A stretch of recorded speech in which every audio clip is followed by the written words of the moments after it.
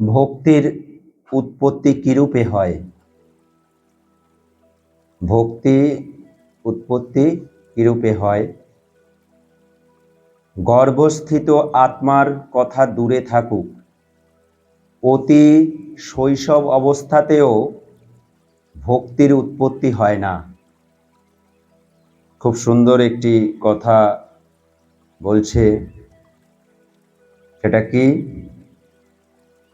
গর্ভস্থিত আত্মার কথা দূরে থাকুক, অতি শৈশব অবস্থাতেও ভক্তির উৎপত্তি হয় না। দেখো, শিশুরা মাতার মস্তকাদিতে পদসংযোগ করিয়াও অনুমাত কুণ্ঠিত হয় না। মায়ের মাথায়, মুখে, বুকে পা দেয়, তার মানে তার ভক্তি হয়নি, কুণ্ঠিত হয় না। তাহারা স্ব জননীর প্রতি যে কোনো উন্নত ভাব রাখিতে হইবে ইহা বিবেচনা করে না। সুতরাং জানা যাইতেছে যে তৎকালেও তাহাদিগের হৃদয়ে ভক্তি সঞ্চার হয় না। অনন্তর ভেদ জ্ঞানের সঞ্চার সহকারে যখন ওই জ্ঞানটা তার ভেতরে প্রবেশ করে, সেটা কিন্তু অনেকটা বড় হলে সেটা ধীরে ধীরে প্রবেশ করে। যখন ওই স্বাভাবিক মমতা, এটি আমার জ্ঞান কিঞ্চিত স্তম্ভিত হয়,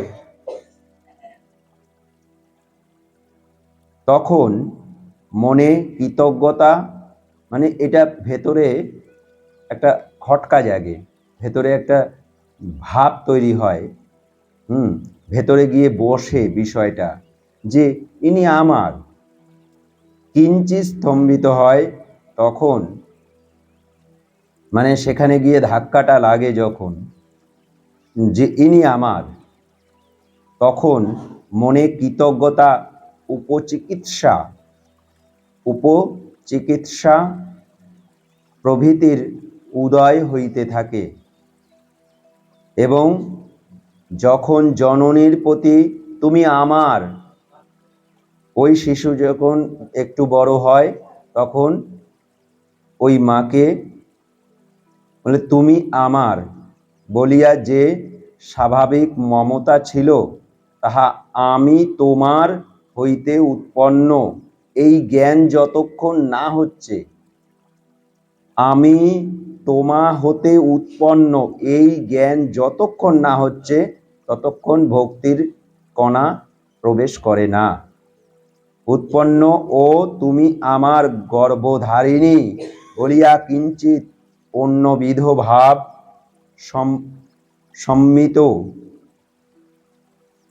সমন্বিত ও পৃথকভাবে, মানে একত্রিতভাবে, সমন্বিত বা একত্রিতভাবে পরিণত হয়। অর্থাৎ আমি তোমার এইভাবে পরিণত হয়, তখনই ভক্তির উৎপত্তি হইতে আরম্ভ করে। এইরূপেই পার্থিব ভক্তির উৎপত্তি নিম্ন নির্দিষ্ট সমূহের যোগে উৎপন্ন হয়। এগুলো কি কি যোগে উৎপন্ন হয়, কোন কোন গুণের দ্বারা এগুলো উৎপন্ন হয়, সেটা বলা হচ্ছে। কি কি গুণের যোগে পার্থিব ভক্তি হয়? করুণ রস, উৎপন্নের আদিত্যবোধ, উৎপাদকের প্রতি মমতা ও কৃতজ্ঞতা। ওই মায়ের প্রতি মমতা এবং কৃতজ্ঞতা যে আমাকে তিনি জন্ম দিয়েছেন, এইটা যতদিন না হচ্ছে, তারপর করুণ, তার প্রতি করুণা গুণটা হবে। তার প্রতি নির্ভরতাটা থাকে। উপচিকিৎসা, তিনি আমার প্রতিটা মুহূর্তে আমাকে যদি না দেখে আমি কিন্তু বাঁচব না, এই যে উপকার তিনি করছেন এইটা অনুভব যতক্ষণ ওই বাচ্চাটা করতে না পারছে ততক্ষণ তার ভিতরে ভক্তি আসে না। উপচিকিৎসা ন্যায়পরতা গুণদেরেচ্ছা। গুণদরেচ্ছা কিটা? গুণ, এই গুণের অনুভবটা করা, সেই গুণের প্রতি আদর, মানে গুণের প্রতি আকৃষ্ট, এবং আধ্যাত্মিক প্রেমাঙ্কুর। আধ্যাত্মিক প্রেমাঙ্কুর এইগুলো হচ্ছে পার্থিব ভক্তি হয়। কি কি গুণের যোগে পার্থিব ভক্তি? এইগুলো হচ্ছে পার্থিব ভক্তি। এবার করুণ রস বলতে গিয়ে কি কি বলছে? করুণ রস এই বিষয়ে বিস্তারিত বিবরণ প্রেম প্রবন্ধে দেখো।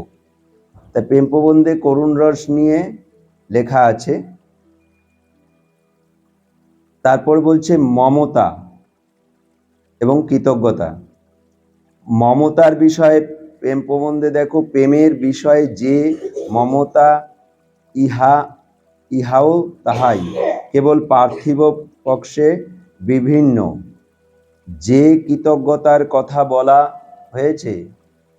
হইয়াছে উহা এইরূপ উৎপন্ন সন্তান উৎপাদক মাতা পিতাকে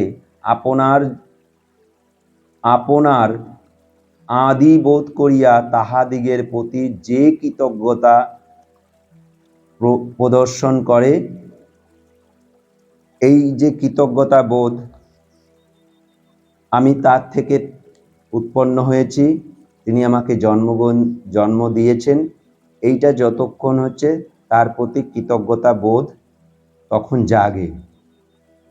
নির্ভরতা অর্থাৎ ইনি আমাকে রক্ষা না করিলে আমি প্রতি মুহূর্তে বাঁচিব না, এই স্বার্থর জন্য নির্ভরতা তৈরি হয়।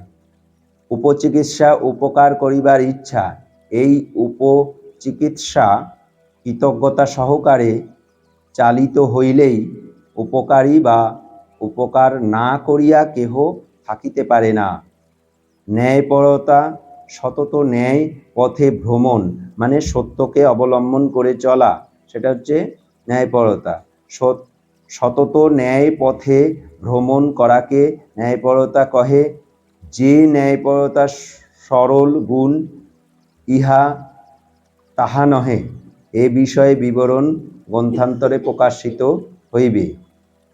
গুণদরেচ্ছা কোনো ব্যক্তির কোনো গুণ দেখিলে তাহার আদর অভ্যর্থনা করা আমাদিগের সহজ জ্ঞান সাধ্য, ইহাতে আর সন্দেহ নাই। এই যে গুণগুলো খুব সুন্দরভাবে একটা গুণের কথা বলল, গুণদরেচ্ছা মানে গুণ, কোনো একজন ব্যক্তির গুণ যদি লক্ষ্য করা যায়, সেটা দেখার পরে সেই গুণের প্রতি আদর করা এবং অভ্যর্থনা করা, যে তোমার এই গুণটা সুন্দরভাবে আছে, গুণটা দেখার পরে তার প্রতি আকৃষ্ট হয় যে ওই গুণটা যদি আমার হতে পারে। এই যে আদর করে নিজের করে নেওয়া, তার ওই গুণটা, সুন্দর গুণটা দেখার জন্য, এইগুলো করতে পারলেই তাহলে ওই গুণটা যার ভেতরে আছে বেশি পরিমাণে, সেই গুণটা আমারও হবে। আধ্যাত্মিক প্রেমের অঙ্কুর। পূর্বোক্ত গুণসমূহের সহিত এই অঙ্কুরের যোগ ভক্তি জন্মে। আধ্যাত্মিক প্রেমাঙ্কুর, এই আধ্যাত্মিক প্রেমাঙ্কুর হলে ভক্তি জন্মে। তার মানে ভক্তিটা হচ্ছে প্রেমের সীমাবদ্ধ ভাব।